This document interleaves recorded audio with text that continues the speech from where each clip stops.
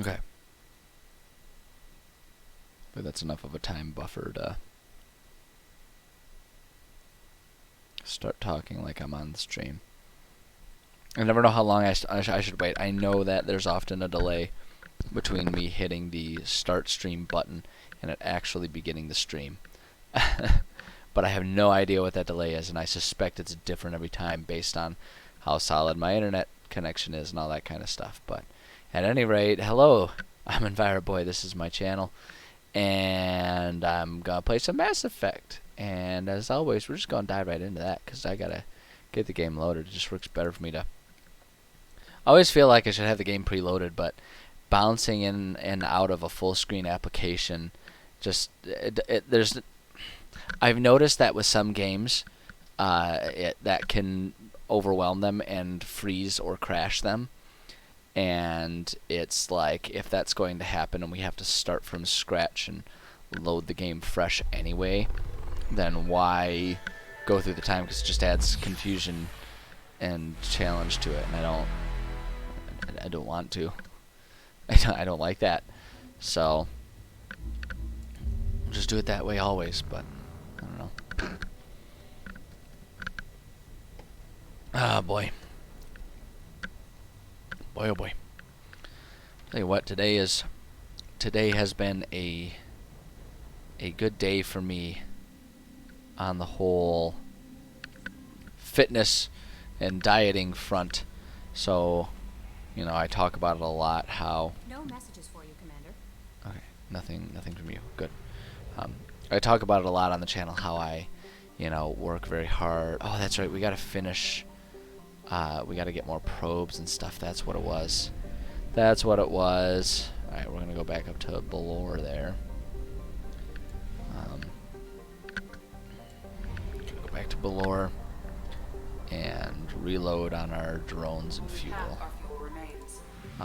But yeah, I talk a lot about how I do, you know, I'm kickboxing, and I'm sort of in the process of getting myself into proper shape to do some amateur fights next year. Is sort of what my goal is, you know.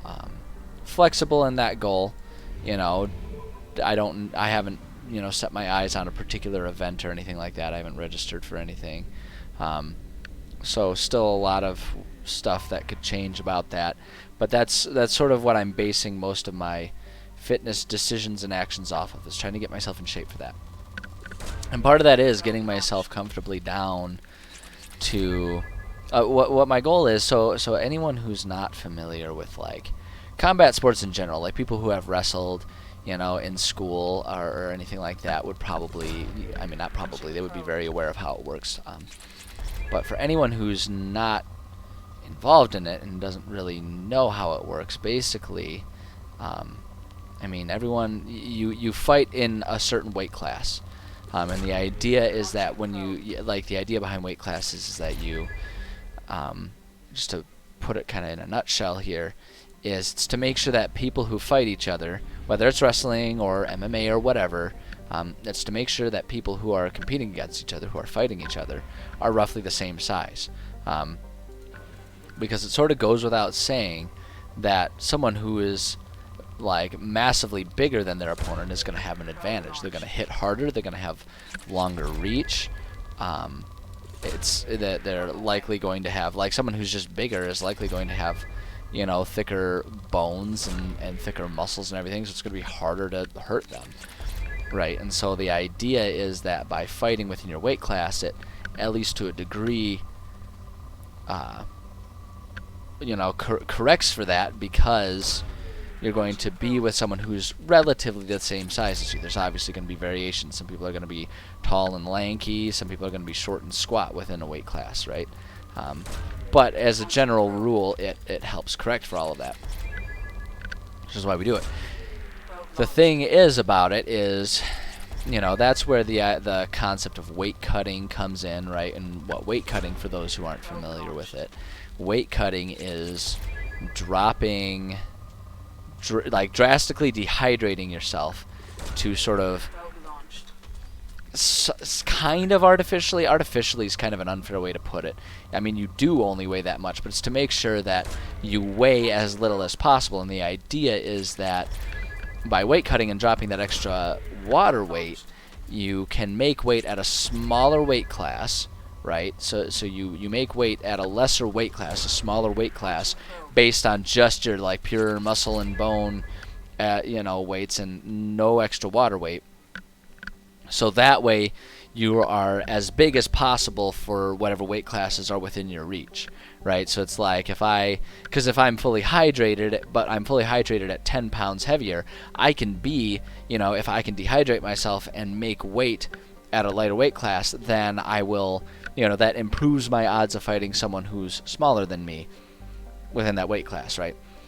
And the thing about it is there's kind of a mutually assured destruction there too. Everyone's going to be doing that same process because no one wants to run the risk of, not weight cutting and then fighting in a weight class where they're going against a bunch of people that are going to be much bigger than them. So it kind of corrects for itself. But the way I want to do it, especially since I'm just interested in doing a couple amateur fights for the sake of getting the experience, I don't have interest in trying to be a UFC star or anything like that. Like, that's not what my goal is. So because of that, rather than weight cutting, what I would prefer to do is get myself comfortable and just living day to day at a weight that's very close to what my fight weight would be. And the idea being that instead of doing a dramatic cut right before a fight, instead I can just get myself comfortable living at a weight that's very low and close to that, so that I only have to do a lesser weight cut to get myself down there. So it's like, rather than starving myself and dehydrating myself, for 2 or 3 weeks leading up to the fight, instead I can just get myself comfortable at a small weight, and then when it's time for the fight, just a couple days beforehand, work on doing the dehydrating cut and do it that way. Since I know what my goal is, since I know I'm going to be fighting, pick out my weight class and do the hard work of doing the dietary weight loss then, or rather do that now. So that way when the time comes and I'm actually preparing for a fight, I can train at that weight and be used to that weight, so I can be as strong as possible at that weight, dehydrate down, and then just rehydrate back up to it. That's the concept anyway. And so that's what I'm working on. And the thing about it too, though, is this isn't just a journey for me to be, like, I'm not doing this just for the sake of fighting. This is also very much for me about trying to be in basically the best shape of my life. Because I've always been interested in fitness. Not always. Starting in high school, I started being very interested in fitness and everything. But I never really took it super seriously. And it was always for me, I lived the life, and many people do this. I lived my life in such a way that it was, if I was shy on time or energy, the first thing that I cut was fitness. I would say, I just don't have time, or I don't have the energy, so I'm not going to do my morning workouts for a while. And so because of that, an anomaly. So because of that, I have,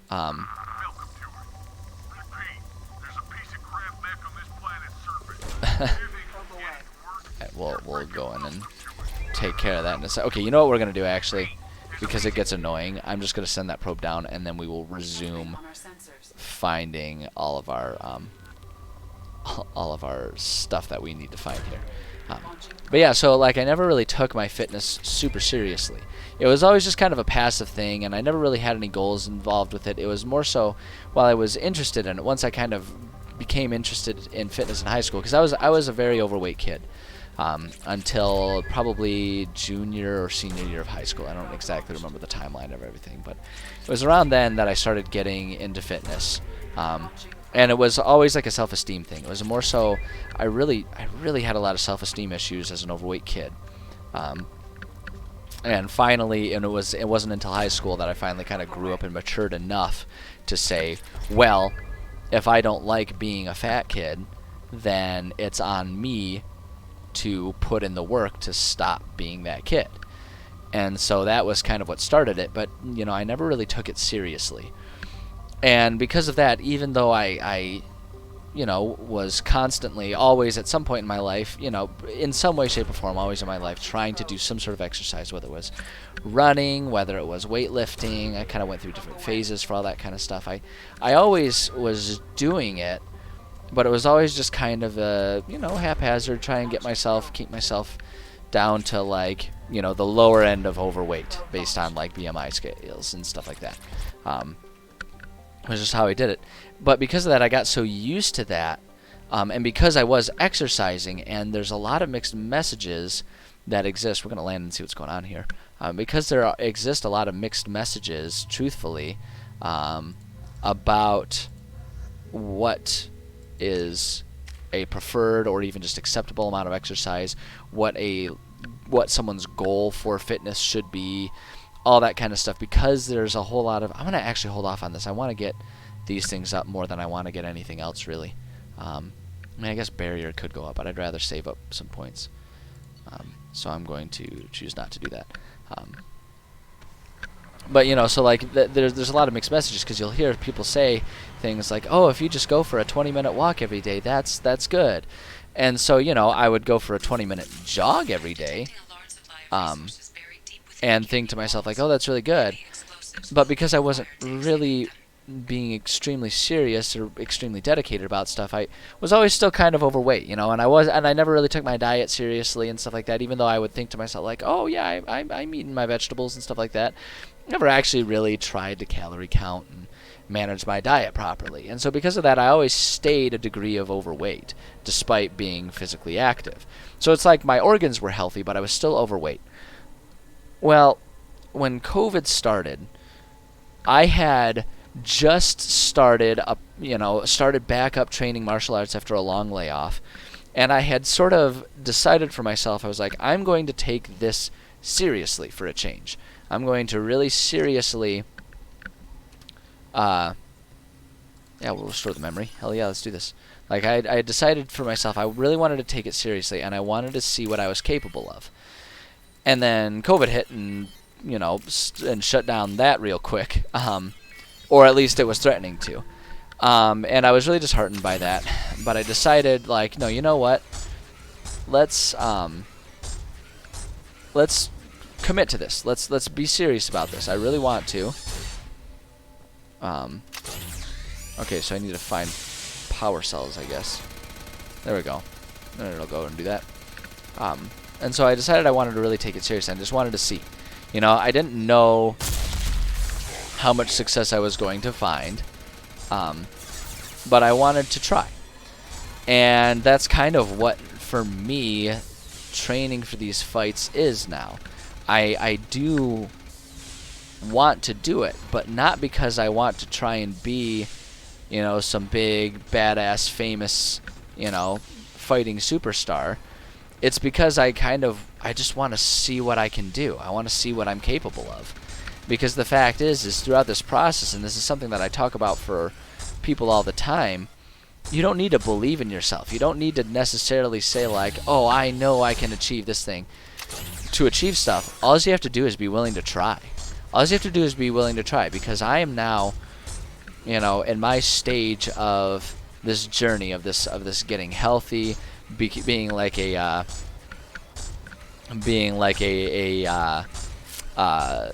you know, an amateur kickboxer and everything. Like, it started off as just, let's see if I can do it, and I'm kind of succeeding in that. Inspirational from of yours. Well, thank you for taking the wind out of my sails, Petrosa. That's rude of you. But it can still be valuable, because if someone comes back and looks at the VODs and everything like that, it's still there. And even if there's no one to listen, that doesn't mean it's not beneficial to say it. Because I think the truth of it is, you know, there's a lot of people who may stumble upon this stream at some point in time, and you know, and might find some benefit to it. Because the fact is the point I'm trying to make is, you know, let's see. Oh, I need to find a power cell. I still need to find another one here. The point is, like I say, the message that I want people to understand, and, like, it's really frustrating to me when I hear people be like, because people love to talk about how proud they are of me accomplishing what I've accomplished, but then they're so ready to turn around and and rag on themselves and be like, oh, I could never do that. I could never do that. It's like, yes, you fucking can. Anyone can. You don't have to believe in yourself. You don't have to believe that you can. You just have to try. Because the fact is most people, I would say pretty much everyone in this world, is capable of so much more than they give themselves credit for. Because, you know, that's kind of what the story has been for me. I never really thought that I would be someone who could get myself healthy enough and fit enough and good enough at kickboxing to have potential as an amateur kickboxer. But I'm kind of doing it. I'm surprising myself with it. And, like, that's the important lesson that I wish more people would kind of give themselves credit for. Like, you know, fuck believing in yourself. Don't do this whole, like, oh, you have to believe it and want it. No, you don't. You just have to try it anyway. Like, you just have to be willing to give it a go anyway. Because the fact is, as long as you actually seriously try, you'll see success.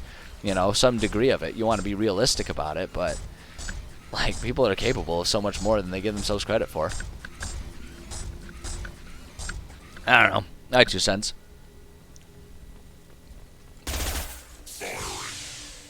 So, like, there we go. There it goes. Let's see, is it glitching out on me? Nope, there it goes. I like that the mining function of this is basically it just shoots the fuck out of the rock. It's a very, whoa! Okay, I guess he's not going to be shooting the fuck out of any more rocks. Because that'll finish it. Boom! Okay. Yeah, it certainly worked. It certainly worked.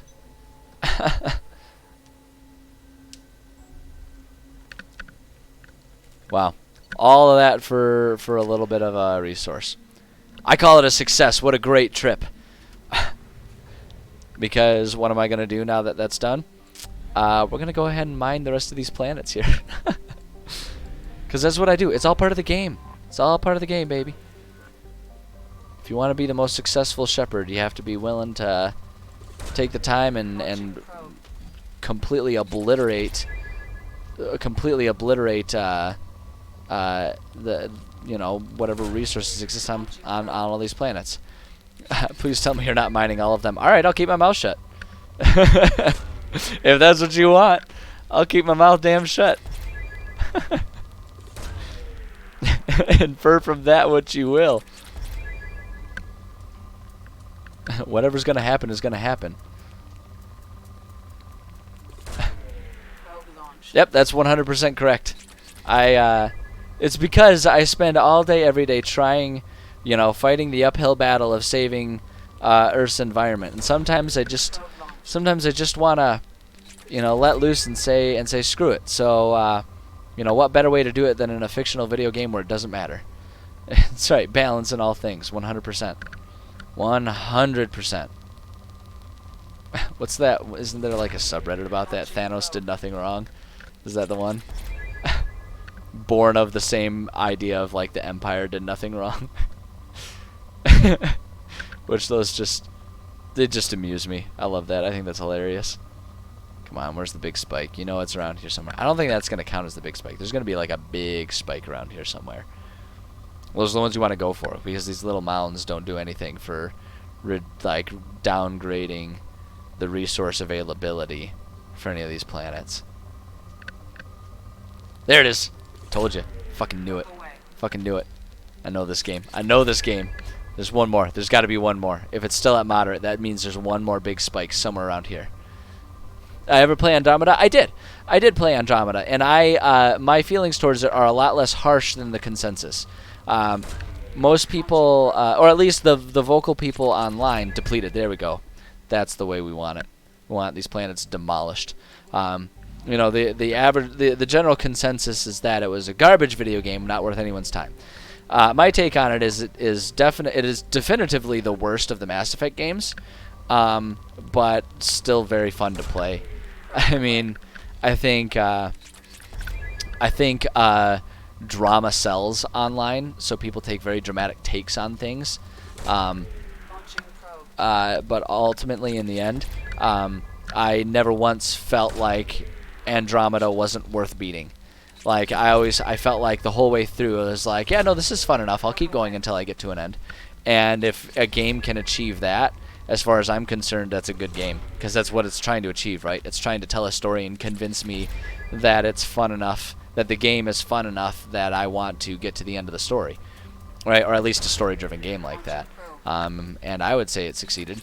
So, and I had fun doing it, glitches and all. Like, there were definitely some goofy graphical errors and whatnot that made it into the game, but I enjoyed it. I did enjoy it. Excuse me. Come on, don't give me this. Oh god, I'm gonna have to go back and get more probes. Oh god, it's gonna happen. Alright, come on, where's it? There it is, there it is. Let's see if this will finish it. Damn it. Yep, okay, we gotta go get more probes. More probes, baby. Have I visited the Sol system yet? I don't think so. I don't think I've made it there yet. Yeah, I don't believe so. We can actually check. We're about to go to the... Well, I guess we're not going to the galaxy... Or to the galaxy map. Yeah, we're just staying in the system map here. Let's see here. Probing Uranus. Oh, I probe Uranus regularly. I like to do a nice deep dive consistently. Waka waka. Classic joke. Classic joke. I feel like Uranus jokes were probably some of the first like naughty jokes I ever learned as a kid. Like it's so perfect that it's one of those first ones where it's like one of those types of things where it's like it's naughty enough that like once you figure it out you'd be like oh you said that, you know, as a kid. But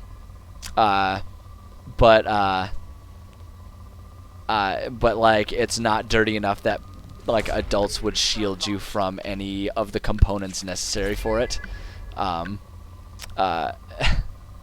Oh god, automod is not allowing anus. That's ridiculous. Anus is loud. Hold up. Hopefully the game does not freeze. I'll allow it. I will. I am totally content with butt references in my chat. Oh man. You know what? I feel like I remember that actually. Like I don't explicitly remember what the line is, but I feel like I remember. There being that unique special line for when you try to probe Uranus. Sorry, I meant a noose. That's right. That's right. Censor yourself. Be crystal clear on what you're trying to say. It matters.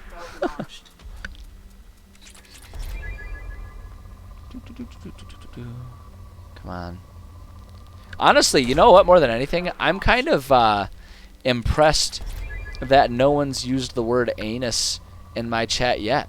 I mean, I know I'm a small channel, but like, not once. Not once. Like, that's how clean and wholesome my audience is in general. Like, we still haven't used the word anus. That's good. That's good. I feel like that's something to be proud of. I feel like people get that people put a little too much pride in being, you know, a sailor. That it's, you know, talking like a sailor.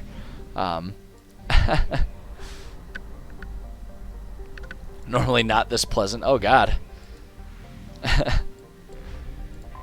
Well, I appreciate you being pleasant for my sake. Because who would want oh, it's poor. I don't want to waste my time with a poor. Ugh. God, that's gross. Ugh.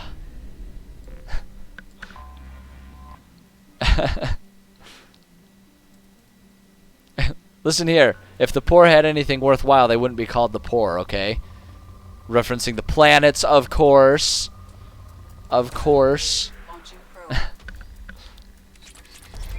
That's really what it has to do with why I mine all of the planets. It's like the only way that I get to feel elitist about being better than the poor. Because in the real world, I do not get to...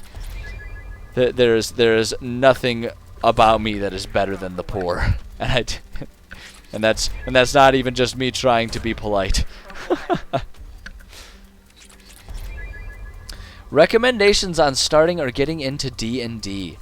I've got so many. The biggest one, I would say, and this is something that I know kind of goes against the grain of what maybe a lot of people on a platform such as Twitch might expect. Don't find, if you've never played before, and even if you have played before, I recommend against it. Don't find a new group online. Don't play with a group of people that you meet online. I don't care, you know, like so I guess I should say I don't care. Sometimes it works out for people, you know, and they find a great group of great friends from all across the world. They do. But the reason why, and I'll explain. The reason why is because D&D is best played as a group of friends who like hanging out with each other. I will maintain... Okay, hold on. We're just going to do this now so it'll shut up and not bother me. No, we're going back to the scanner. D&D, I find, is a game that is best played with a group of friends who have fun with each other and understand each other. When you find a group online, what seems to happen all the time... So here's another thing. Whenever you hear horror stories, almost always it's because a group of people who didn't know each other started to play with each other, and one or more of the group just did not blend well.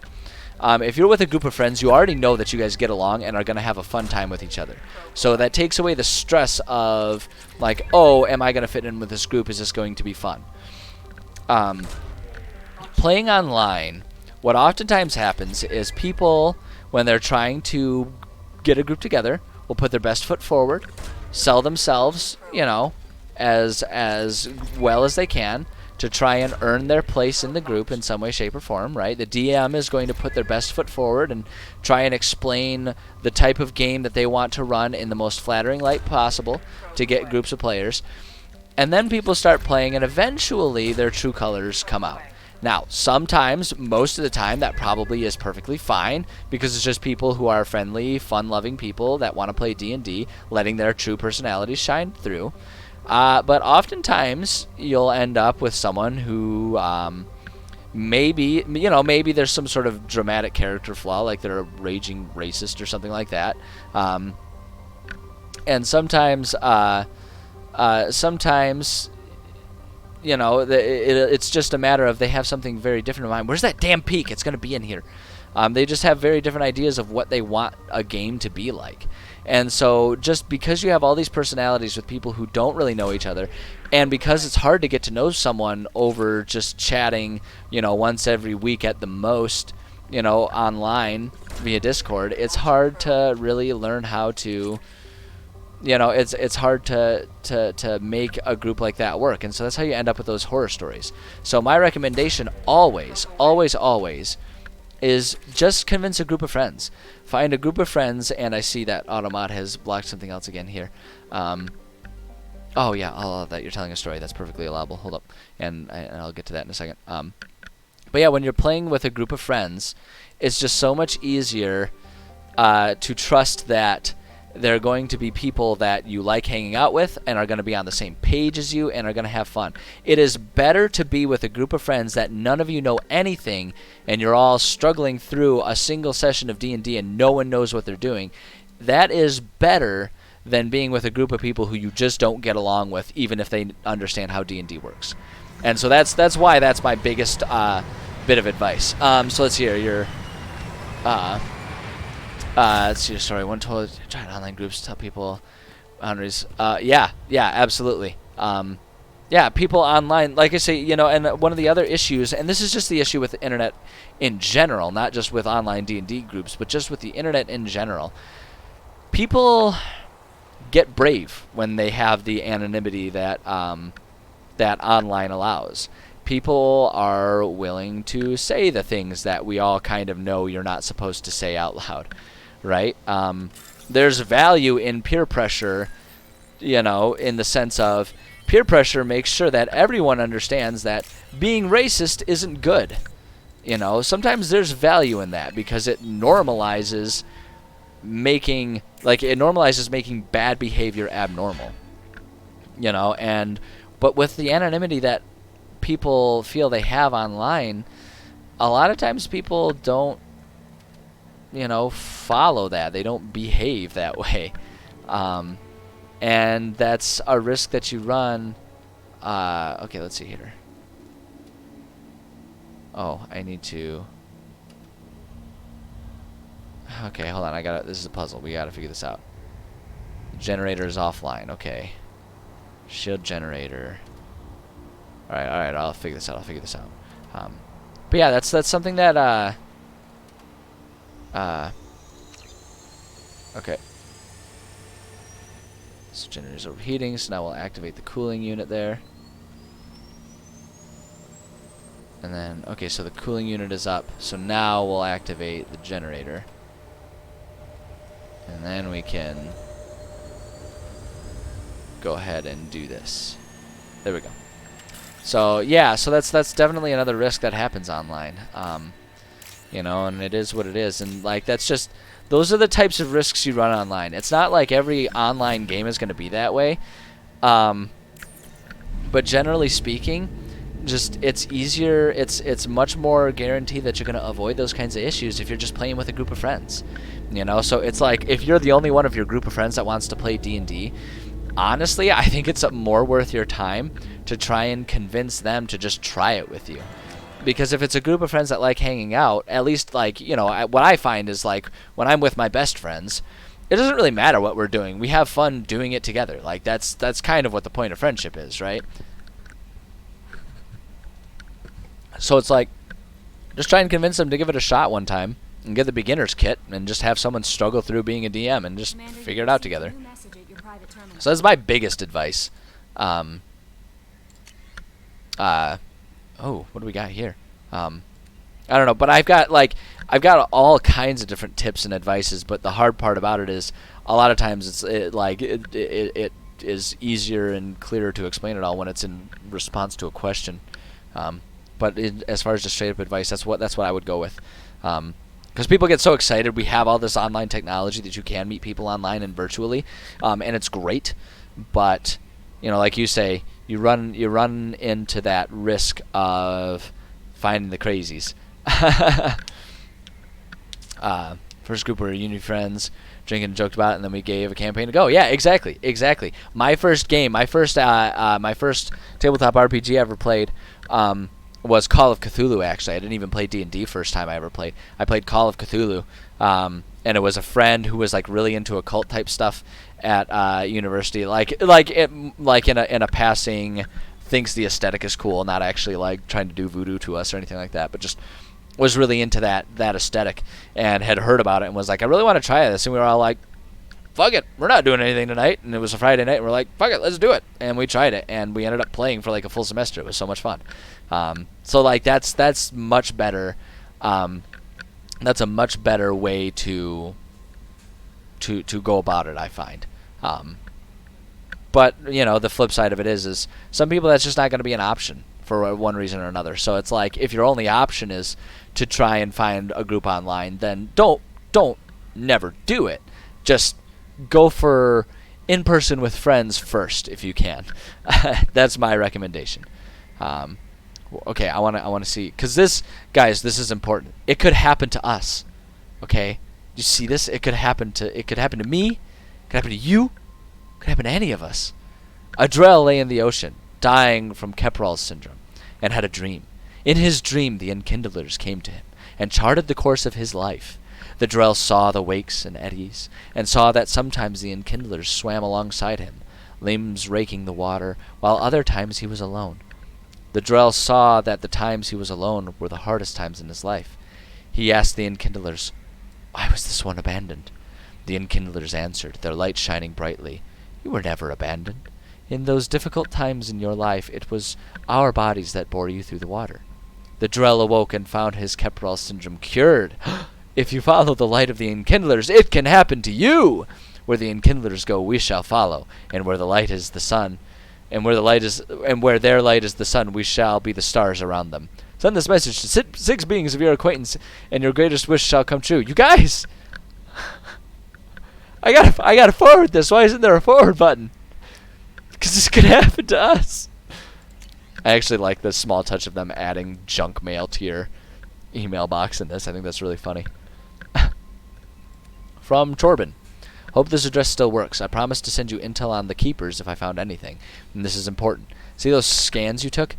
It turns out the Keepers are bioengineered, and based on my comparisons to some of that material from Saren's flagship Sovereign, they were engineered millions of years ago by the same people who made Sovereign. You may not understand how important this is, but it suggests that the Citadel wasn't really made by Protheans. It may have been made by something far older, with the Keepers as organic guardians. And what's more, based on my genetic readings, they're supposed to react to something, some signal or something, about every 50,000 years. You can measure genetic variances. It's a bit like comparing rings on a tree to see the drought years. Whoever did this, well, around that last time the signal went off would be around the time the Protheans disappeared, and it's scheduled to go off sometime around now. If any of the old tech still works, they could have some nasty surprises waiting for us. Just thought you'd want to know. Nobody here on the Citadel will listen to me. Torben, I remember him. He was the one.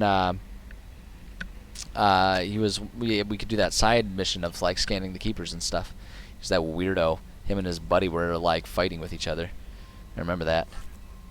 I love the concept though of like all of us are just like not as in like, oh, I hope this happens, love it, but love it as just like a story arc. The concept that we're all basically just like we're basically cattle for the Reapers, right? And they're just like they're coming in to harvest us once the harvest is ripe. I don't know. I think that's a cool idea. Maybe I'm the only one. Does anyone else have anything? Ugh. How may I help you, Commander? Yeah, just Is there anything I should know? Nothing right now. Anything else, Commander? nope. Leave me alone. I'll be here if you need anything. All right. All right. All right. All right. Now hot. I think that finishes off this galaxy. Yep. Finished off this galaxy. We've depleted every resource this galaxy has to offer. On to the next one. Now you've got it in my head. Maybe we'll go visit Sol. I mean, I can't see how that would be a bad idea, right? Sounds fun. Boo-ba-doo-ba-doo-ba-doo-ba-doo. Mass relay jump. Where is Sol? Isn't it down here? Local cluster? Yeah. Plunder Earth. I'll plunder something. I come from the land down under. The women glow and the men plunder. Pew. Am I gonna get copyright struck for singing? Is that gonna happen? Are the radio execs gonna bust down my door? Am I in danger? Am I allowed to sing? Don't think I'm that good. You never know, though. You never know. I don't think it's about being good. I think it's about the fact that I didn't pay them for permission to sing. I don't think they care if you're good. I think they just care if you pay them. Okay. I wanna probe all of them. We gotta find the important thing. They took away Pluto's ring, but Pluto's a planet. But it's not. But it is. But it's not. Moderate. Oh, we'll fix that. Don't worry, Pluto. We'll take everything that you have that's worthwhile. We'll find every bit of value you have, Pluto, and steal it. Boop. Probe launched. Little Pluto. Wasn't that like one of the storylines for one of the Rick and Mortys, where it's like the reason Pluto got downgraded is because they kept mining it to the point that its mass was decreasing? I feel like that was what the plot point was. Probe launched. This is really actually kind of a funny plot point. Like, I don't know. I like that show. I like that show. I'm not as ravenous about it as some individuals in the world are, but I do enjoy the show. There was a peak. I went over it. Like, where the fuck did it go? God. Oh, there we go. There we go. That's what we need. That's what we need. You are a fan or ravenous about it? That's I mean, you do you, but there's some both. Well, I mean, I suppose like being a ravenous fan of it implies that you're a fan of it. The big thing that I just kind of side eye. Ugh, poor. I'm not gonna waste my time on the poor. The thing that I always just side eye are like the people who assume that their IQ is higher because they enjoy Rick and Morty. It's like, slow your roll, buddy.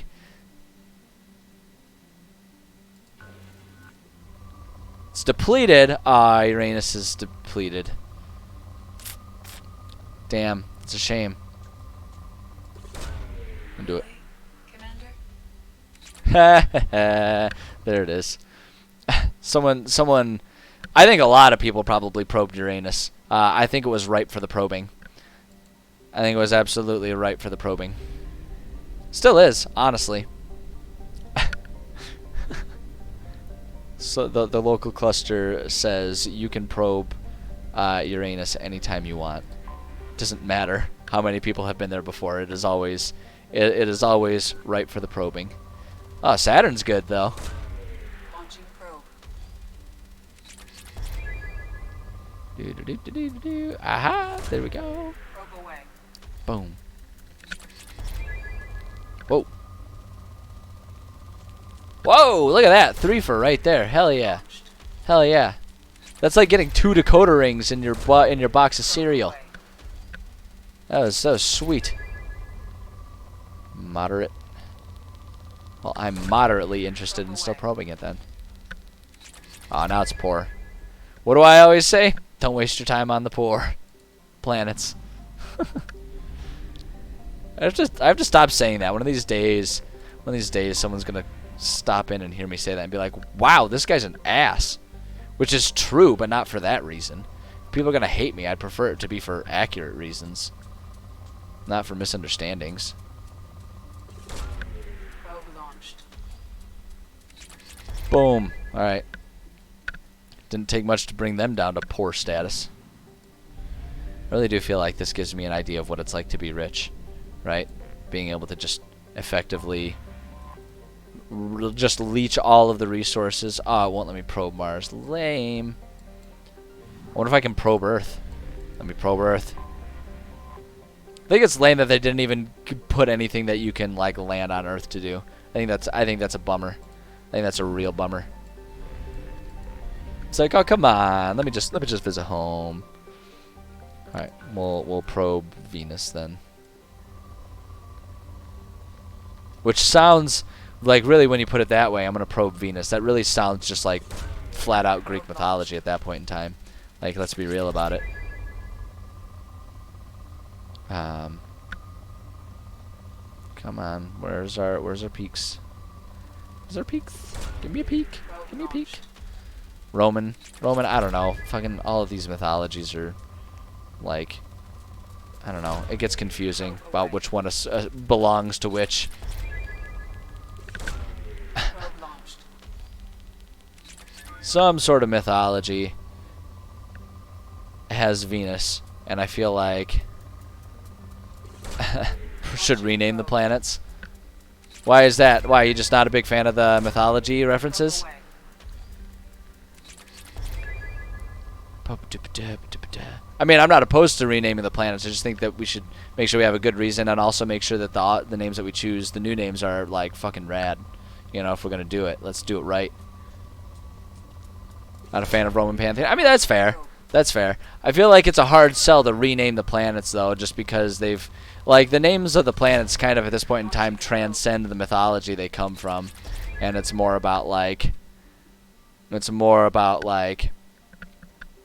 you know, that's just what the planets' names are. I don't think most people think about it. They name the gods after the planets. I thought it was. I guess I don't really know the nature of which name came first. I've never really looked into it. I guess I always just assumed, and maybe this is me being incorrect and obtuse about it, but I always assumed that the mythology came.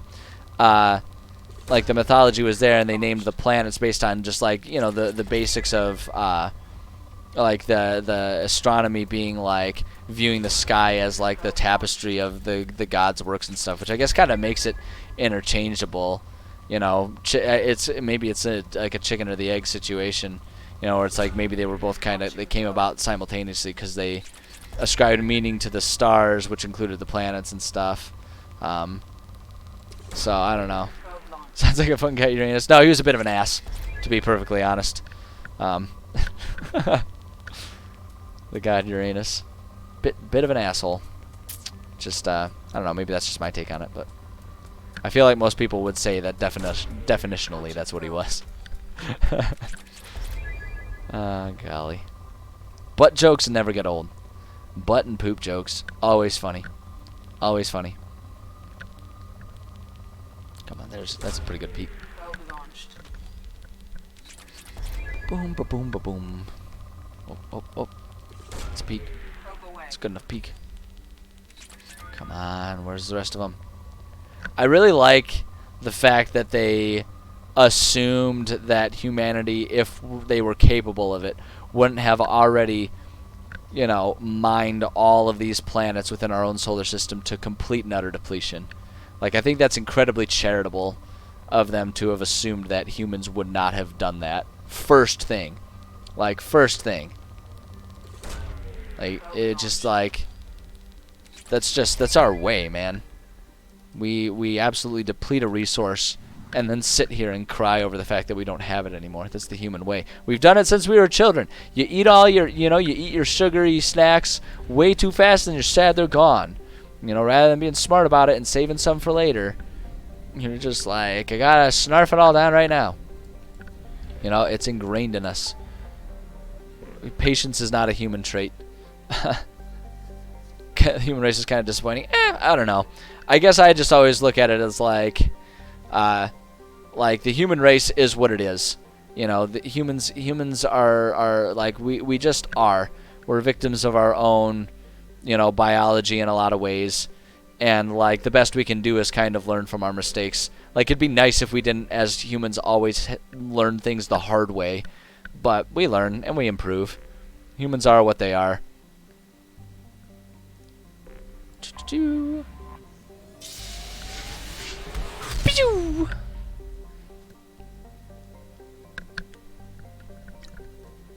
I don't know. I think that's pretty pessimistic, assuming that humans, you know, taking the stance of humans haven't improved enough. I think the thing is like, what else would we compare it to? You know, humans, like, we're definitively the most advanced species that we've ever known. So it's like, what would be our benchmark? Like, yeah, it'd be nice if we achieved a whole lot of stuff faster, but at the same time, there's always limitations to it. And I think, oh, it's poor. I don't want to bother with that. And I think the fact is like, change and improvement is a slow thing. And yes, it'd be nice if we could do things faster. But I don't think that necessarily takes away from the credit that we deserve for the improvements we have made as humans. I don't know. I think it would be naive for us to look at humans now compared to humans 100 years ago and say that we haven't made amazing strides as a human race. You know, I think there's always work to be done, certainly, so we can't ever stop and just call it job well done. But I need to stop probing. Hey man, this is what I do. I gotta mine everything. All right, this is how it goes. And besides, like I say, the appeal to my stream isn't the amazing, fast-paced, high-octane gameplay. That's not my jam. That's not my jam. It's the interactive podcast approach. That's my way. That's my way, and the best way if I want to be a successful anything, I gotta do it my way as the person I am. You know, that's the best way to do it. I ain't gonna break into this. Like, I mean, there's not really a market. There isn't a market for Mass Effect 2 speedruns here. But there's always a market for people who are interesting and can have interesting conversations. So that's kind of that's more so the vibe I'm going for here. All right, boom, boom. Besides, there's plenty of stuff to do here. We just got to take care of the busy work before we get to it. We'll do fun stuff. But god damn it, there's just so many cool things to find here. I gotta get it all. You guys get to, like, and besides, think about it this way. You get to witness my slow descent into insanity. Sitting here, just doing the most monotonous parts of video games until the day I die. Like, this is all part of the legacy. This is the part of the legacy until my eventual decline into whatever madness surely awaits me. If this is how I spend my life. And isn't that what we love? You know, isn't that what humans love? Don't we love watching each other's train wrecks? Isn't that why tabloids are so popular? Isn't that why we love reality TV? It's like that's our jam. We love watching people be complete and utter messes. So that's all I'm doing is I'm just making public my brand of insanity. Explain Call of Cthulhu to you as someone who's never played. It's okay. So I don't know if you're familiar with H.P. Lovecraft mythos in general, but it's like D&D in H.P. Lovecraftian. Okay, so if you're familiar with it, it's D&D in the H.P. Lovecraft mythos, except that every enemy you encounter is a big bad guy, and every game ends with all of your characters going insane or dying. That's that's the best way to describe it. It's basically like, I mean, I guess that's or at least that's my understanding of the game from having played it. The game is that your characters are supernatural investigators of some sort, investigating Lovecraftian style horror setups. You know, weird haunted houses, weird monsters and aliens and stuff like that. And functionally, you're basically trying to explore as much as you can before your inevitable fall into insanity and madness, is what it is. Classes and whatnot. It's been a long time. I don't know if I could really rattle them off of memory. The classes really kind of revolve around more real world types of like professions, I guess. I guess we're gonna go on to Chunka now here. I don't know where the other... I don't think there are any others. I think we've found them all, unless there's anything in the asteroid belt here, which I don't think there is. But like, so classes revolve around, like, you can be a soldier, you can be a paranormal investigator, things like that. Sort of like people that would be feasibly hired to investigate strange things. So you can be like a police detective type of situation. You know, those types of things are the types of classes, and a lot of your skills revolve more around whether, like, you know, obviously a soldier is going to be good about weapons, but it's not so much like about, oh, I'm good with this type of weapon. It's more so like, are you good with weapons? Are you good at medicine? Those types of things. Are you good at understanding the occult? You know, there's historians, historian, librarian type of classes. So it's like, do you have a knowledge of the occult or of the area that you're going to be in? I feel like we have to take Grunt if we're going to do our Tachunka stuff. And then, I don't know. I kind of want to just see what kind of interesting stuff comes from. I forget all if there's anything special that comes from having Morden, who's all like, yeah, Genophage, that was a great idea. So I want to do that. D&D sounds better. I think it depends on what you're interested in. I think it's hard to say that one is definitively better than the other. I think D&D has a wider appeal. I think it's definitely true that Call of Cthulhu is much more niche, but I don't know that I would call that better or worse. I mean, yeah, Call of Cthulhu is definitely a much more narrow setting, a much more narrow game, but it's meant to be. So I don't know that I would say that it's better or worse. You know, I mean, a race car has a much more narrow function. Does that mean a race car is better or worse than a family sedan? Kind of depends on what you're after. And so I guess that's how I would describe it. Oh, a blood pack recruiter. I want to join a gang. Fine. Yeah, no, I don't know. I think it would be unfair to call it worse. But it definitely has a very specific setting and a specific gameplay in mind. Does the time of the setting change?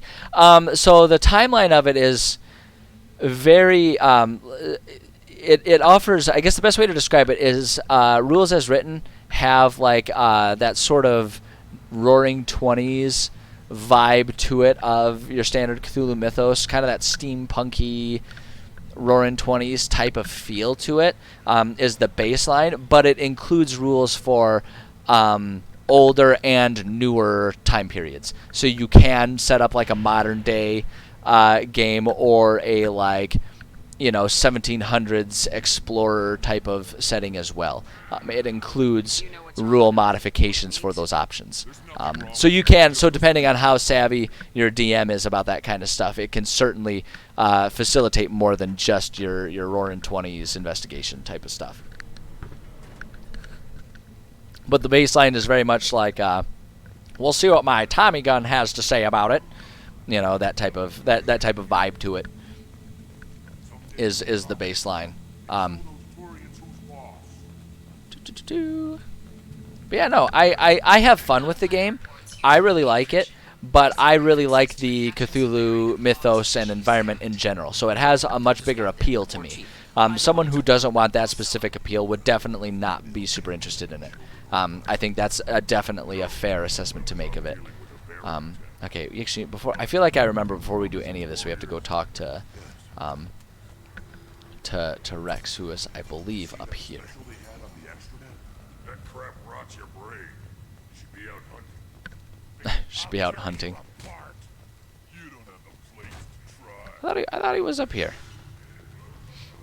How far am I main story-wise? Do we count collecting all of the possible characters as main story? Oh, this is where I'm supposed to go.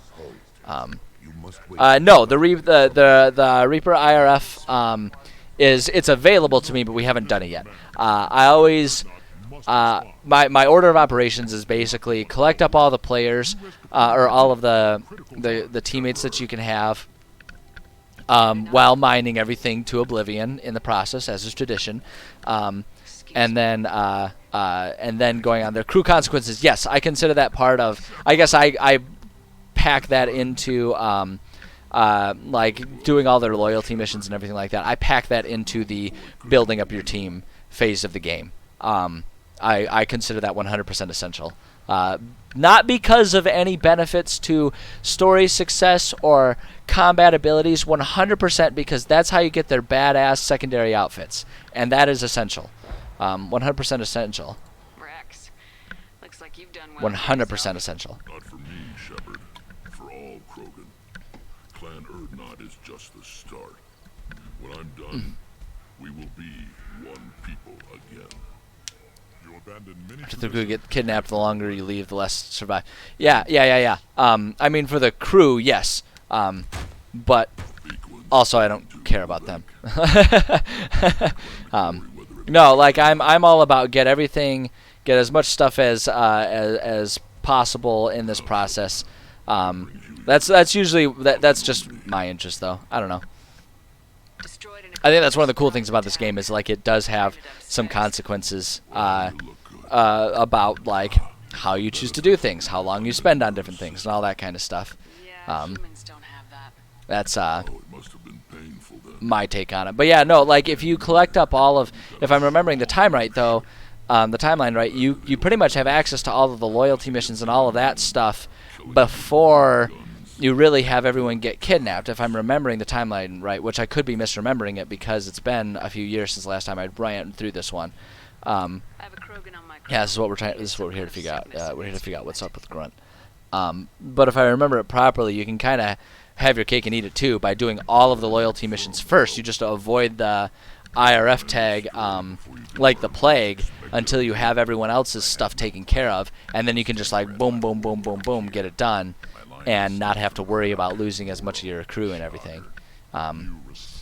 But I could be misremembering that though. I'm not going to sit here and claim to have a perfect memory about that. It's been a couple years since I played too. I am pure Krogan. You should be in awe. Ukir's a very old name. A very hated name. I never liked your dad.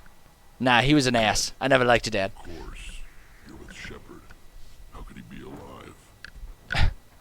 I need Grunt back up to speed. Yeah, What's wrong fucking with him? Rex, Jesus Nothing Christ. wrong with him. He's becoming a full adult. Go back to the inspirational stuff. All right, you can do it. I'll just like in the corner put up that one Shia LaBeouf video, and just have that on loop. Have it on loop.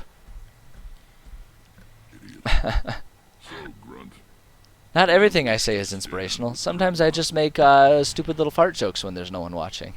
It's real freeform around here. Real freeform.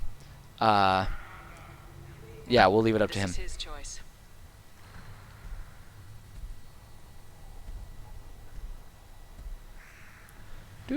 Drama, drama. No, wait longer. No, don't talk yet. No, you could have gotten more drama out of it. Good boy. Speak with the shaman. He's over on the second level. Give him a good show and he'll set you on the path. That's what I was remembering, is the shaman up there. You too, Shepard. How many times have you stepped in a mess for your crew? Way too many times, Rex. Remember that time you threatened to shoot me? Nah, I'm not gonna try and convince him to come with me. I know what's up, and we're gonna respect that. Yeah. I need to go. We'll go over this another time. Watch yourself, Shepard. Tuchanka isn't safe and homey like Theros and Hylos. Rex, I would be disappointed if the Krogan homeworld was safe and homey in any definition. I'll never back down. Then I'll watch it. You go beyond yourself, Gatatog Uvank. The rights of Urdnot are dominant. How do we know it will challenge him? He's unnatural. The beasts of the right could ignore him like a lump of plastic. They know blood no matter the... I always thought that was an interesting take for him to have, like, how he even does it. It's like, well, there's kind of your answer, right? If you want some sort of definition that he's not one of you, then, you know, going through this ritual, like basically nature's refusal to acknowledge his challenge kind of gives you your satisfaction of saying, like, no, he's not part of us, right? So it's like, let him go for it, right? Clan status for Grunt. Permission. That is good enough, if lacking in spirit. If this must stand on ritual, then I invoke a denial. My Krant stands against him. He has no one. Wow. My patience is tested, but Uvank invokes correctly. Grunt, who is your Krant? Mom. Is willing to kill Heyo. and die on your behalf. We will kill for Grunt. I like that line, but I'm going to say he's part of my crew. We stand with Grunt as shipmates and comrades. Shipmates are not the same thing. Yeah, well, unless you're going to provide anyone, why don't you go fuck yourself and let us fight with our Aliens shipmate. don't know strength. My followers are true Krogan. Everything about Grunt is... God, I wanna do it so bad. I'm not going to, but I want to so bad. You would go against a shaman's will and stand in Grunt's way. They have not defied me, human. They have angered me, as has his whole situation. I remain undecided. Let's see here. Now, what's your problem? What the hell is your issue? What have you got against Grunt? Yeah. It doesn't matter if one of our own made him. He is a manipulation. He may as well be the genophage in the flesh. Wow. The genophage defines the weak. My bloodline will make us stronger. Yeah. You sound like... Also, I think it's really funny that they bring up the genophage with, like, Morden right there. I really wish Morden would weigh in. I think that'd be really funny. This is about politics. You maneuver like the Citadel Council. Does your Krant also fight with words? Neener. Dare slander me in such a way? Oh, well, if you weren't being such a baby bag bitch about things, maybe we wouldn't have to. Weapon. And your Krant sees how your position weakens, Uvank. Shaman, you cannot decide in his favor. What about Krogan tradition? Don't tell him what he can and can't do. Shaman, decide in his favor. Do it. Do it. I was a warrior before your mother was born. I speak with the authority of centuries. I decide who is worthy. Yeah. That is the end of it. Yeah, you bug-eyed little bastard. You have provoked them. Reason enough for me to like you. Heh. They're your problem now. Yeah, let's just do it. We're ready. Let's do this. Hell yeah. Excellent. Hell yeah. Let's just get to it, right? No reason to draw it out at all.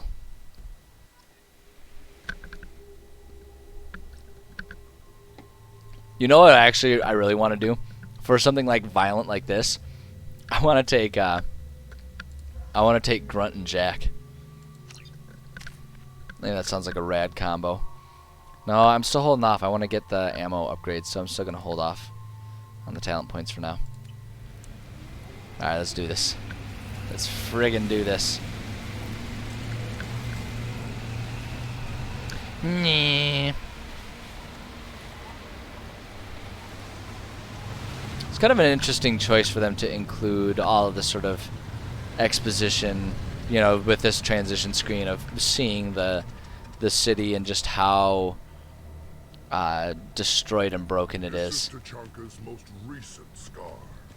The last surface city to fall. You know, to sort of demonstrate just how war-torn their lives are at this point in time. It has survived wars in the passage It's of an interesting way for them to add a little bit of context to, like, you know, you see the amount of destruction that they kind of can bring about, and it's like, okay, then, you know, maybe that offers at least a talking point for the other side, you know, the pro-genophage side, to see how much destruction these guys can bring about. Who knows? You must adapt. You must thrive no matter the situation. Any true Krogan will. Okay. Let's see here. I'm gonna equip the snipper rifle here. Let's get started, Shepard. First the Krogan conquer Tachanka. But first we gotta first we gotta bypass this.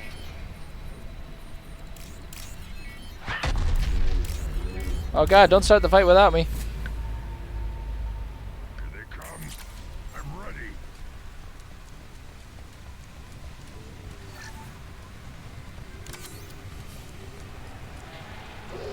Oh, you know what? Actually, I don't want the sniper rifle for this. I'll pull this out. I'll put them down. Pew, pew, pew. What am I stuck on? Why can't I walk on this rubble pile? It's stupid. I am Krogan. Stop firing at me, idiot. I didn't. There was a dog there. I had to kill it. I'm worthy. Just practicing being a cop. I had to kill the dog. Is that a low blow? That might be a little too controversial. Actually, I don't care. Impact shot.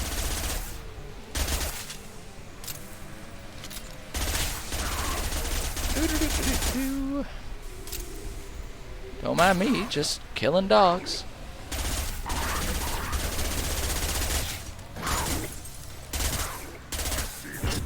They'll all die.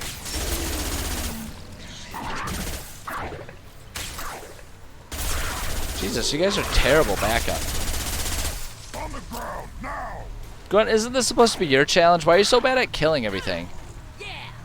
I should stop helping. I should just let you kill everything and stand to the side instead. That's what I should do.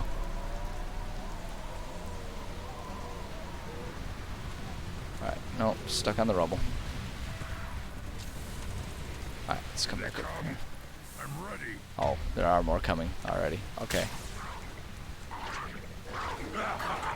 So I'll just more Varen, okay. Alright, we'll just keep killing Varen, I guess. Nothing else to do.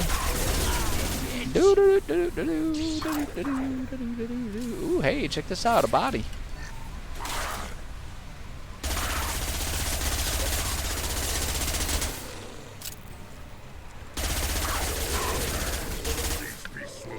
Suppose I might as well like make my way all the way around here and collect up all this free stuff. Like I say, it's Grunt's challenge. We'll let him do all the killing. I don't care about. Oh, I gotta activate the keystone again. God damn it. Grunt, you do it. This is your challenge, man. Come on. Ready for another round, Shepard. Tag the keystone. No, you do it. You lazy asshole. Then the Krogan were lifted to the stars. Oh, were they? Fears of a galaxy. An enemy only we could chase to their lair. Do do do do do do do do do. Crawlers, come to your death. Oh yeah, these things. I remember this fight. Freaking nasty ass ticks. And that's kind of what these things are. They're just like ticks. Ew, leave me alone. Ew, that's gross. I don't want you. No one wants you, Gus.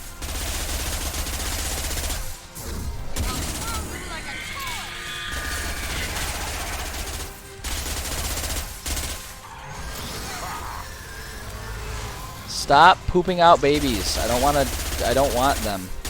None of us want them. They're gross. Impact shot. I'm just killing giant bugs. That's what we do.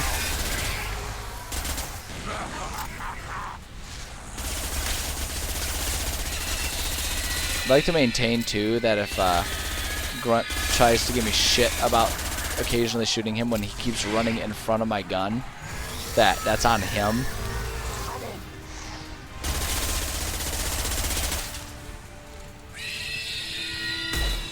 Oh good, I'm out of ammo. That's fun.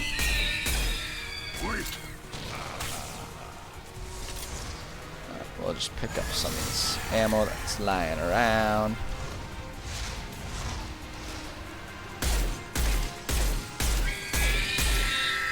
Oh neat, they're frozen. And boom. Bing bang boom.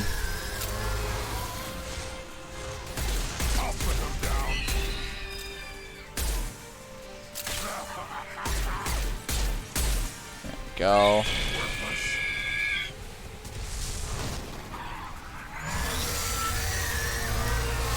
Stop pooping babies. It's gross. So gross.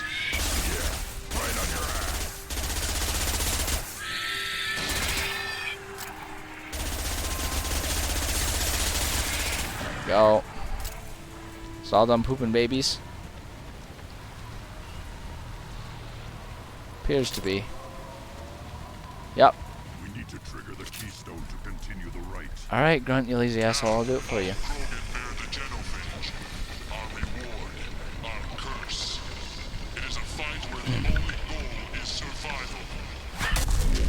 Yep, all that survival and stuff. Everything is shaking. Let's see, I think I remember that for this last stage. This is going to be quite helpful. Where is it?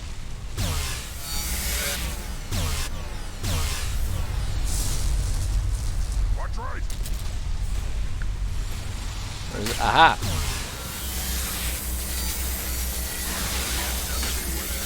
Yeah, I feel like I definitely remember this. I like that our goal is to just survive for as long as we can. Like, your goal is not to win. Your goal is to survive. Very optimistic.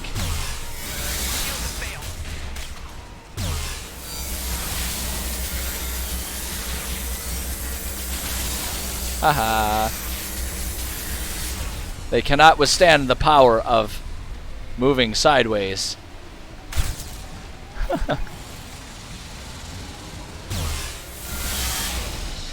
Uh-oh. Okay, that's out. Then let's just, like, do this, I guess.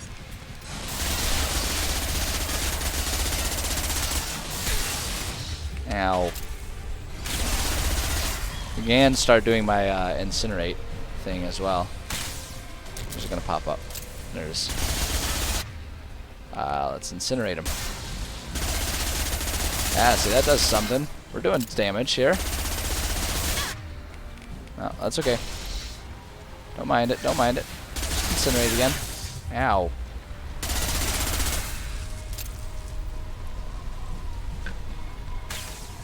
Where's he gonna be? Where's he gonna be? There he is. Yeah, it's incinerate. Just keep hurting it one little bit at a time. Yeah.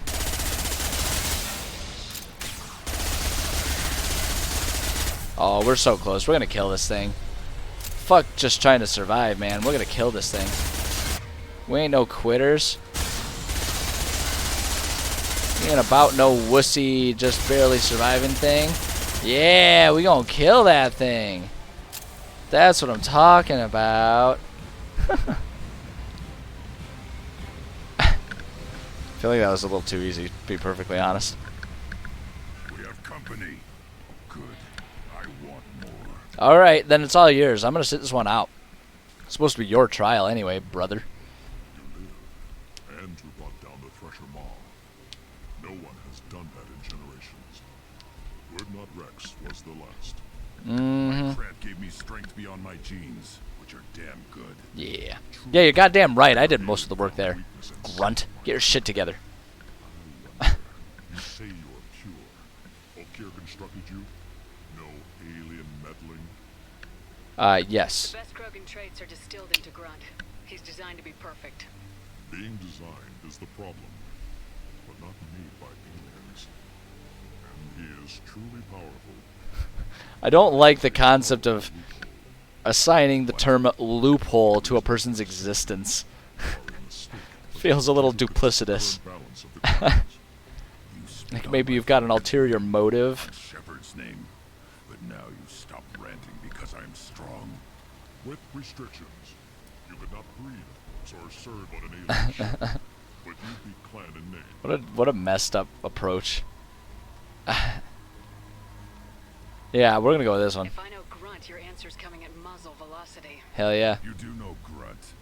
This Varen is dead. Hell yeah. Grunt, I want to see you punch him. I want to see you punch his face into smushed pulp. Boo! Mark,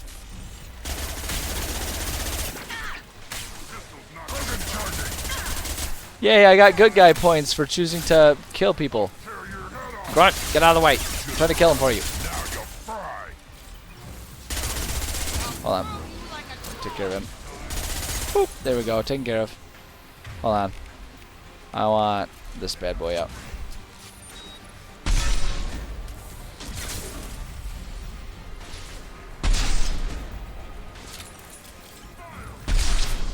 Incoming. Dead. Dead. There you are. Why would that not have already, like, been reloaded? That's what doesn't make sense to me. Hold on. Let's go ahead and... Boom. Yeah, right on your ass. Oh, shit. Just threw him down. There you go. There we go. Think is meat. Let's signal at the Keystone to get out of here. And Wait, no, hold on. There's a corpse there. I gotta search it. There. That was close. We almost didn't search the corpse. That would have been disappointing.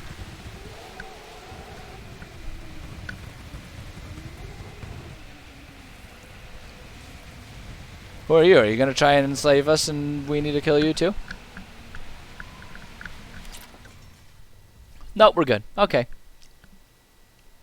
The rite of passage, earning the honor of clan and name. Hell yeah. Survived, but it has been years since a Thresher Maw fell. Your name I always love the Thresher Maws. Like they have such a Grunt. You are oh shoot, what's the fucking property. movie? Join the army and apply to serve. Oh shoot, this is the movie. What is it called? Shepard is my battle master. She Tremors. has no Tremors. That's it. That's it. It's got a real Tremors vibe to it, which is just absolutely classic. I mean, come on now. Come on now. Finest we have. Cool. Thanks. Bye. I should go. May your foes be strong enough to keep you sharp. Okay. This looks interesting. Hell yeah. All right. There we go. Leveled up. Level up. Level up. Level up. So I think that gives us now. Yeah. So now we can go ahead and up these. I want to get the disruptor ammo up there. I hate when shields are in the way of me, like, you know, doing shit.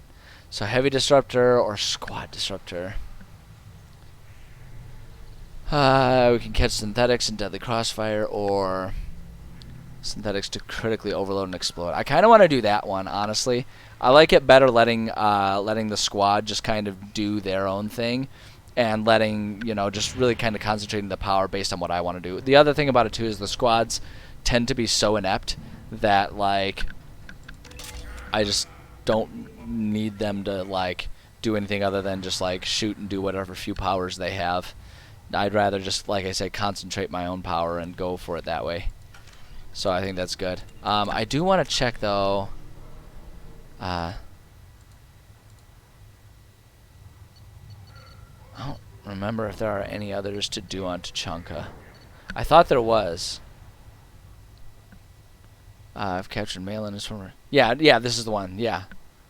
Work on the Jennifish project to his capture. Raises possible security concerns. Yeah. So that's the one that we want to do. So I gotta remember who I'm supposed to talk to about that. Maybe it's this guy? I may be an ambassador among my people, but that doesn't mean I have to speak to the likes of you. Bruh, we just killed a Thresher Urdnot Maw. Grunt. This human is part of my Krant. Urdnot allows humans in a candidate's Krant. Interesting. I am the ambassador to Urdnot from Clan Nakmor. We're a small clan based in aquatic wastes. I don't actually think this guy hits anything. I don't care. I just don't really care to talk to him if he's gonna be an ass. If he's gonna be an ass, then I want to talk to him. I don't care about listening to Galactic News. Need to figure out what I can do with Morden here, and probably I need to talk to Rex about it, I guess. You just can't help making trouble. No one has killed a Maw since my turn in the right. Next you'll tell me he's a Quint and crap's dark matter. Guess that's what it Oh, takes to you already replace knew. me. Okay, I guess I don't have anything to talk to you about then. Tense, tense, tense. You are Urdnot Grunt. Welcome. Okay, so this is one that we need to do. I'm looking for a Solarian. He was captured by the Blood Pack and brought here. My scout commander can direct you. He's probably near the perimeter running target practice. Cool. Don't take too much of his time. I need a constant watch on the other clans. Okay. I need to go. We'll go over this another time. Hunt well, Shepard. Okay, so we'll talk to that guy. I think I got enough time. Even if I don't have enough time to finish it, we can at least start it. The great Krogan homeworld. So we're gonna talk to this guy here and at least get started into it, because I got maybe about 15 minutes before I gotta call it a day. Human. Rex told me to be polite. He didn't say you were going to talk to me. Yeah. I'm looking for a Solarian. The Blood Pack captured him and he was last seen around here. I heard about that Solarian. Poor bastard. If it's Blood Pack, then Clan Weirlock has him. Okay. Sent one of my scouts to check it out, but he never reported back. Oh God. Guess they got him too. Chief told me to give you one of the trucks. Just follow the highway to Weirlock's base if you've got the quads to deal with him in the Blood Pack. Oh, I've got the quads. Whatever that means. Yeah, let's do this.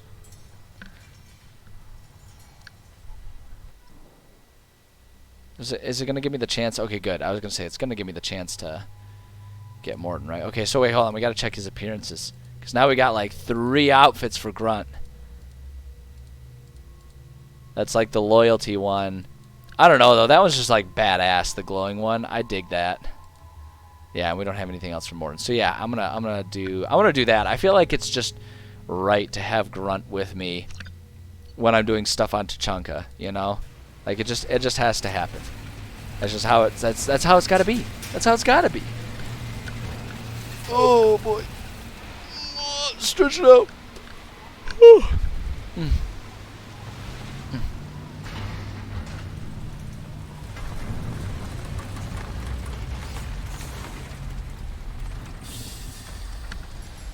Oh boy, you can tell it's getting to the end of the stream because my voice is getting tired, and my chatties are getting tired too. Did I hear my kitty? Kitty, what you meowing about down there? Hold up. Do you want to come up?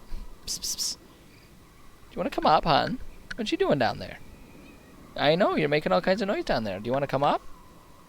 You can come up and join. There you go. There's a good kitty. Come here. Yeah, come here, you. Say hi. I know. Yep. There you go. That's what you want. I know that's what you want. You just want some attention. It's like, you've been at that computer all day. It's not, you're going to ruin your eyesight staring at a screen like that. Yeah, you like that? You like that picture? Yeah, she likes to help me when I'm trying to write, by getting in the way of my keyboard and then getting pissed at me when I move her. She's very helpful. Oh, I'm doing much better. I'm doing much worse at killing these things when it's not part of the mission. Yeah, she's a sweetie, my little cat. She's very good at being a cat, which is to say, she's very good at getting in the way, but making you like okay with it. That's her way. That is her way. My little one-eyed cretin. Whee! He's bouncing. Oh god, oh god. There we go. Yeah, we did. We finished up Grunt's thing. We killed the Thresher. And the one guy threw a fit about it, as was expected. But it's okay because we killed him too. So yeah, everything's good. Everything's good now. Grunt's a full-fledged murderer, I guess. I don't know. Choice of armor. Yeah, I love the face mask, and the armor colors are those are kind of the colors I tend to go with whenever I'm like picking out my you know, like my kickboxing gear and stuff like that. I like the white with lime green and teal accents. It's kind of like my go-to these days. So I was like, well, shit, if they're gonna give me the option, then I'm gonna fucking do that. Hell yeah. Boop. Boop. Boop.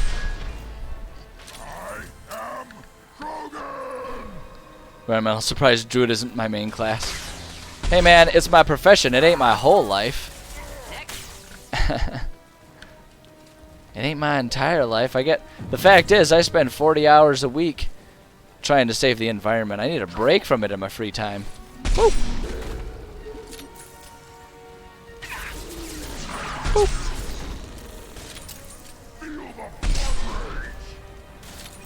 Grunt, you can't shout "feel the blood rage" and then do nothing to him. You have to follow it up and kill him or something. Like, it's just kind of weird if you're screaming stuff but not actually doing anything about it.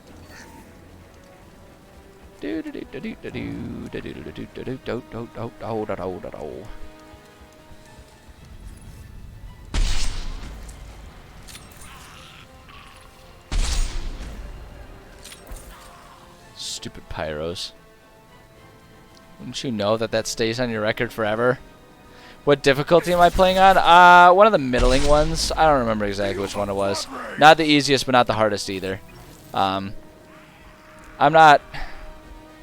I don't know. It's whatever the standard difficulty is, like the most normal one. So, like, my personal take on difficulty settings is whatever is considered the standard difficulty is pretty much always going to be the best option. Because whenever there's a difficulty scaler, and this is coming from someone I'm a big fan of having multiple difficulty levels for different people at different skill levels and everything. I'm not like one of those purists. It's like, oh, it's always got to be on the hardest or anything. But I always end up playing on the most like expected or the most like normal setting that a game offers for difficulty. And the reason I do that is because most games out there, for the sake of time and ease of programming, whenever they add difficulty levels, it's usually pretty artificial, where all they do is they do a few sliders on damage done versus damage received. It's very rarely actually a thoughtful exercise in making puzzles more or less difficult. It's basically always just like, oh, okay, fewer bullets will destroy your shields and kill you, while you take more bullets to fight enemies. And because of that, really all that happens is the game just feels unbalanced, right? Because you're either... You know, like if you make it easier that way, you just kind of like, you know, bosses don't really have any difficulty. There's no challenge to it. But then if you make it more difficult, really all it is you just run out of ammo. You don't have enough ammo because there's just not enough resources available for like the little amount of damage you're doing.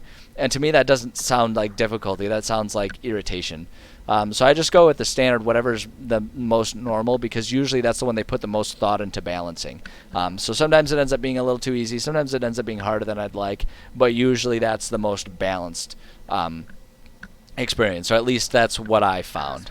And that's my principle on it. So I just stick with normals. And I'm pretty sure that's what I did for this one.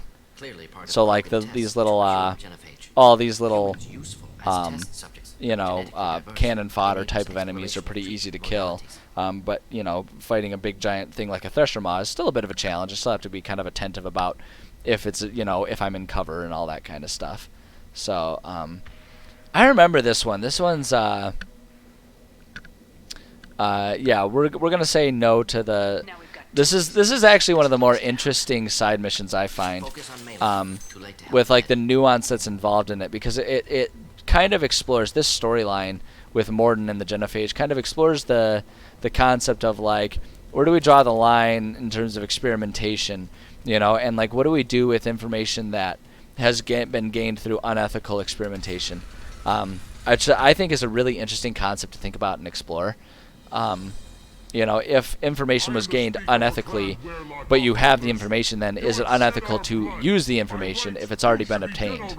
You know, and it's like you see that a lot with like war crime testing on prisoners and stuff like that. It's like, obviously that's wrong, so you punish the people who did it. But then what do you do with that information? Like, is it unethical to use that information even though it was obtained through, you know, immoral means? Yeah, I'm here for Malin. Yeah, that's what we're going after. Stays with us. His work is the tool of you know, and it's like in this situation, it's like, is like, you know, it's kind of sets it up to be like, obviously curing the Genophage is probably the better thing. Yeah, exactly. Like, you could argue that it's unethical to not use it because then the sacrifice is for nothing. That's 100%. I think that's exactly the counter argument for it. And it's where. And it's where it's okay. I knew what you were getting at, even spelling mistakes included. Very few of us do proofread. That's what editors are for. But no, like that's actually kind of yeah. Why not try diplomacy? That's kind of where I land on it. It's like, if it's already been done, it doesn't make sense to not use it, because the information itself isn't unethical. It's weren't you there when they were handing out editors? When you were like, everyone gets an editor. You must have missed the day when they were handing them out. But no, I definitely think that like, yeah, no, I'm not gonna do it. We're playing Paragon here. Playing Paragon, as tempting as it is. I love how long they give you to this one. They're like, come on, you know you want to. You know you want to. He's monologuing for a real long time. He's really monologuing. You know you want to. You know you really want it. Come on, it's there. Come on, it's, oh gosh, just do it. Just do it. Do it. Come on, you know you want to do it. Not gonna do it. It would be really funny too if they like made it so that you could just like blow it up then during this fight and still get the benefits without having to take the renegade points. That would have been really funny. Boop. But yeah, no, I definitely fall on the side of the, you know, the argument we were talking about. I definitely fall on the side of, if information was gained unethically, but the information is there, it's already been done. As long as you properly bring to justice those who did the unethical stuff, use the information, because it's there. It makes no sense to not use it at all, right? It's not because it's not the information that's, you know, it's not the research that's or the results that are unethical. It was the process of getting it. So you punish those. Woo! There he goes. So if as long as you properly, you know, provide justice for those who were wronged through punishment. Yeah, but does that encourage similar action in the future despite the punishments? I mean, I guess that's where the decision about how to handle the punishments goes, and that's why I think it sort of demands strict punishment for doing unethical things like that. Because that's going to be a deterrent for anyone who that would work on. But the fact is if someone is determined to do it unethically, regardless of that we've established that it's unethical, then probably no amount of punishment is going to be what stops them. So there's not anything that would effectively encourage or discourage them. They're going to make their decision. And so that's why you bring them to justice. Because I think if someone wants to do things that unethically, that's their decision to do it, and there's probably little that we can do to stop them.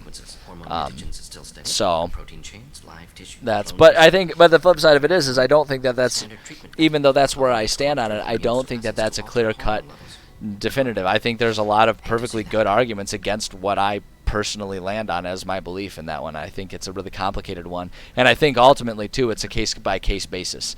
I think that's why it's important to look at every specific situation as carefully and closely as you can, because I think each scenario is going to be a little different, and each one probably deserves its own careful consideration. But with that in mind, I'm looking at the time here, and I think actually, if I'm remembering how long this mission takes, I'm going to stop here because I gotta go. I gotta be going in 5 minutes. And I think that if we keep pushing through the mission at this point in time, we're going to end up where I'm going to be forced to stay longer just for the sake of being able to save the game. And I can't do that. I got stuff to do. So I'm going to save here, and we're going to call it a session for the day. No, this was a good session. Some cool conversations. Cool conversations had all around. Yeah, anyone who's here in person, I appreciate you, and anyone watching the VODs, I appreciate you too. I really do have so much fun doing these streams. It's good times. It's real good times. The rest of this week, I mentioned it earlier, but the rest of this week, we do have stream Thursday, Friday, and probably Saturday, but I never make promises on Saturdays. Who knows what happens on Saturdays? Saturday is fun day, and if people are doing stuff, I'll go do that, and if not, I'll just sit here and stream. But yeah, Thursday and Friday, I should still be able to do, as far as I know. I'm going to have time to do both writing and video game streams. So, yeah, keep alert for that. I don't know. I guess I'm supposed to do the self-promotions and stuff. There's a Discord, like and subscribe, all that shit. I don't know. I don't care what you do. I'm doing this because it's fun. I'm doing this because it's fun, and if people enjoy it along with me, then great. But, you know, I don't know. Y'all are cool people, and I like sitting here and chatting with cool people. So that's what makes it worth it to me. But at any rate, I gotta take off. I appreciate each and every one of you. You guys are cool people. Keep being cool people. Yeah, I don't know. I'll see you guys next time. Cat, your tail is all up in my keyboard grill right now. I'll see you all next time. You take care of yourselves. And now you get to sit here and watch me awkwardly fumble for the end stream button. There it is. Oh, that went pretty smooth this time. Bye, everybody.